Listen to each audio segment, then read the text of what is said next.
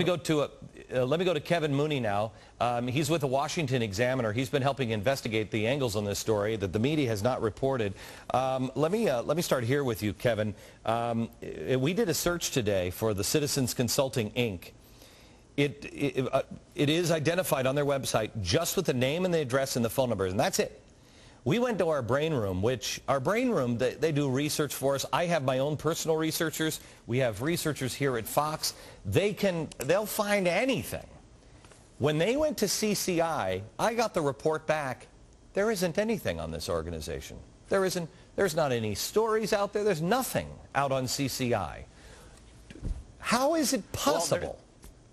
How is it possible that so many millions of dollars could go down here, and this is such a relative unknown? Well, this has been explored a little bit in congressional testimony. One of the former ACORN members has submitted testimony to the effect that, as your previous guest pointed out, this organization is essentially in charge of most, if not all, of the finances, and it deserves a lot more scrutiny than it's gotten. It's interesting because anytime a bank or a corporation wants to make a grant available to ACORN, it's not going where they say it's going. It's not going to ACORN Housing, for example. It's being funneled through this other organization. And that raises all kinds of questions about their finances, which has been alarming to no less than their own membership. Okay. You know, the other thing, Kevin, that I talked to you on the weekend about coming on is this is such misdirection. When you see that it's money being taken in, from organizations and from the federal government. It's all about getting voter registration, but this is so clear now why they're faking these registrations. They can fake as many as they want because they're paid per registration. And when they get on the air, they'll say, oh, well, gee, when did Donald Duck vote? They don't care because they already got their money. Then they'll throw these quote-unquote rogue employees, the lowest of our society, people just getting out of prison or whatever, the lowest of our society who can't defend themselves. They just throw them to the wolves, take the money, blame it on, you know, the conservatives for bringing this up and just hating the black man or whatever it is, and they make even more money on it. Now, what people don't really know, and you've been following this, is these guys are thugs. They are doing the bidding and misdirecting the public by going out while they're covering for Fannie and Freddie. They're marching in front of AIG, right? Right. Well, there's a program they have that's actually call it Muscle for Money. The official side of it is about voter registration, which has been in the news recently, as you know. The other side of it is a corporate-directed campaign to go out and harass banks and corporations and shake them down to contribute to ACORN.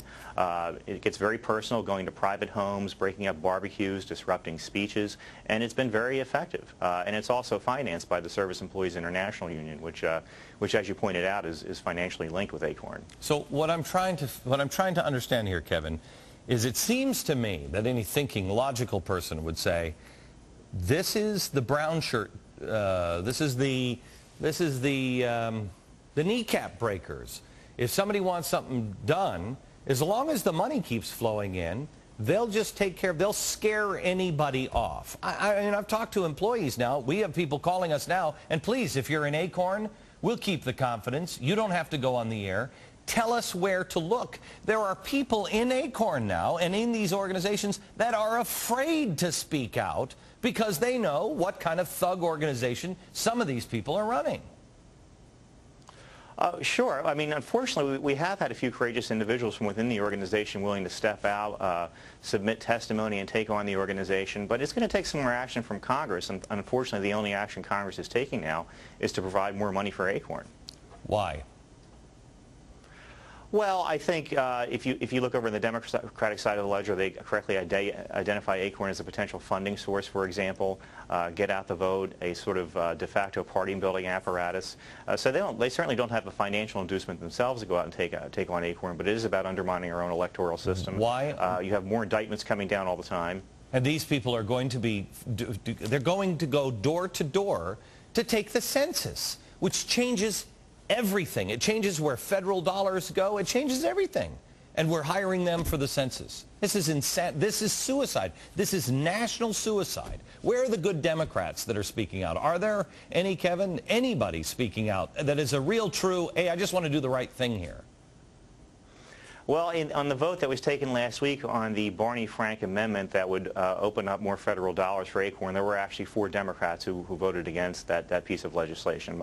Otherwise, it was largely a party vote. Good. Thank you very much, Kevin. You know what, Gresh, get the name of those Democrats. Let's call their office, and let's also show their names for standing up and doing the right thing.